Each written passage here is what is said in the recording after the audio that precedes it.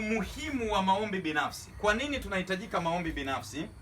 Maombi binafsi yanamjenga mtu mwenyewe kiroho. Maombi binafsi yanatengeneza uhusiano wa mtu binafsi na Mungu wake. Sawa eh? Maombi binafsi pia yanahitaji maandalizi. Kuna maandalizi ya maombi binafsi. Kuna maombi ya public ambayo tunaweza kuomba kwa pamoja, lakini kuna maombi ya wewe mwenyewe. Unahitajika uwe na maandalizi wewe mwenyewe, kwamba ni lazima kila siku uwe unaomba. Bwana Yesu asifiwe sana.